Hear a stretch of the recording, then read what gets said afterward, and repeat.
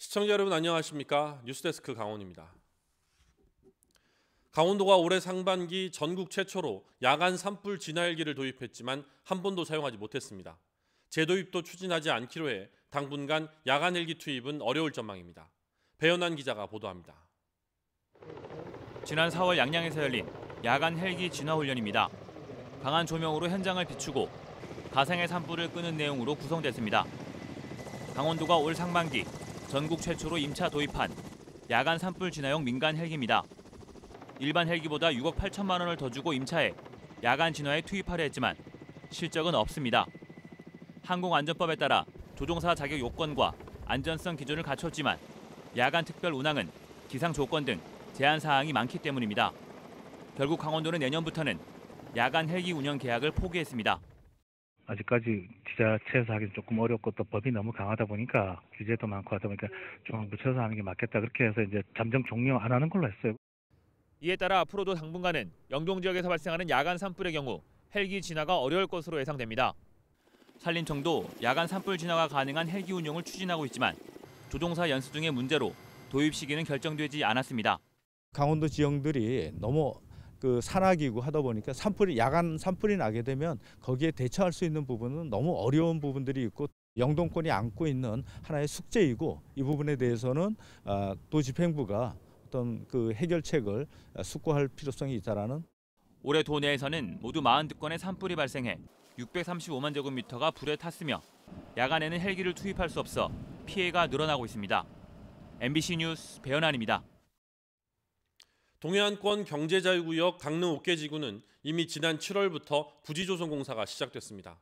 그런데 흙을 쌓는 기초공사부터 제대로 이뤄지지 않고 있다는 잡음이 나오고 있습니다. 김인성 기자입니다.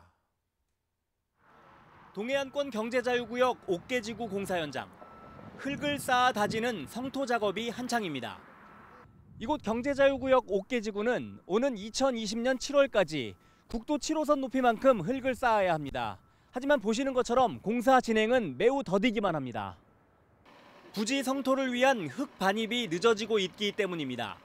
강원도 개발공사에 문의한 결과 현재까지 반입된 흙의 양은 3천여 제곱미터에 불과합니다. 계약서에는 계약 후 9개월 이내에 39만여 제곱미터의 흙을 반입하고 매달 최소 4만 제곱미터 이상 반입하되 2달 이상 지키지 못하면 계약을 해지하고 손해배상을 청구할 수 있다고 돼 있습니다. 이 내용은 김형원 강원도 의원이 동해안권 경제자유구역청에 대한 행정사무감사에서 지적하면서 알려졌습니다. 법적인 책임을 묻게끔 되어 있거든요. 그런데 그걸 지금 현재 시행을 그렇게 안 하고 있는 겁니다.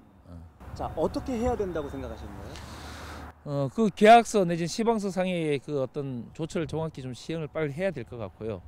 강원도개발공사는 실제 공사가 지난달 15일 시작됐기 때문에 아직 계약 해지 사유는 아니라고 답했습니다.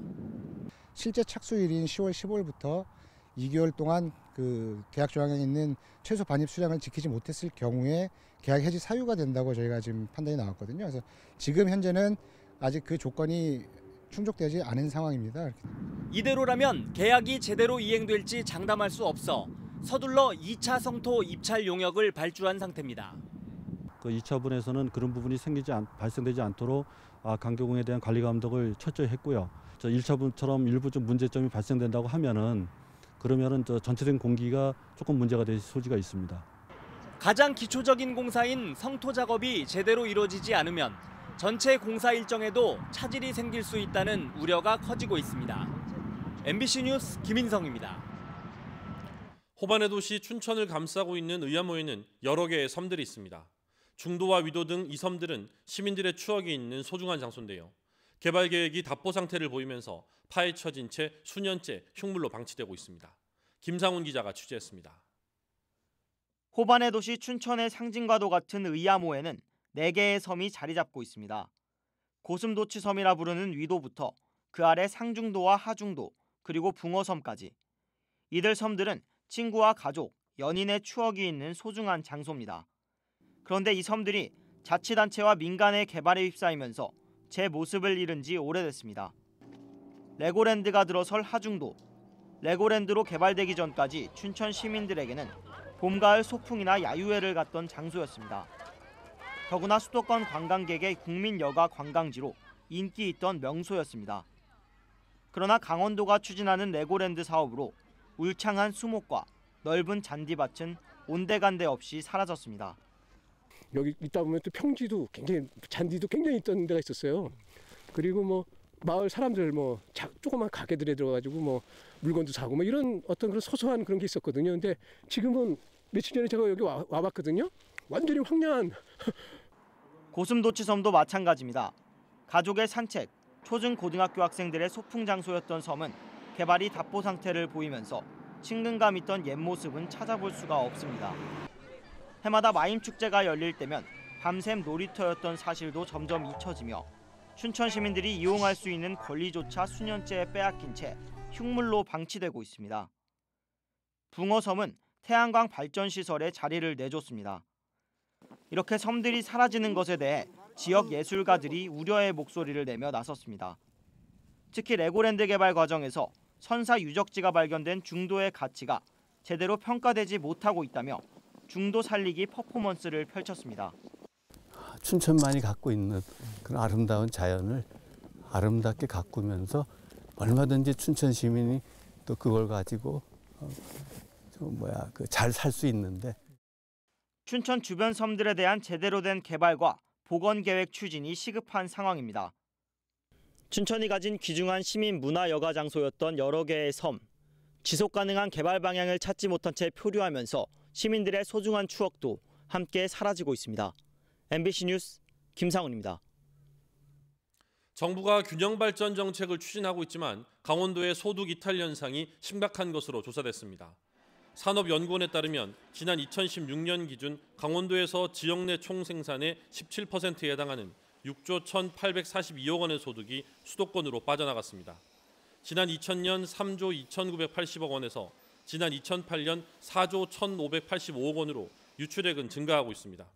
이는 지역 기반 기업이 적고 대형 유통업체와 숙박 레저시설에서 발생한 소득이 관외로 유출되기 때문인 것으로 분석됩니다.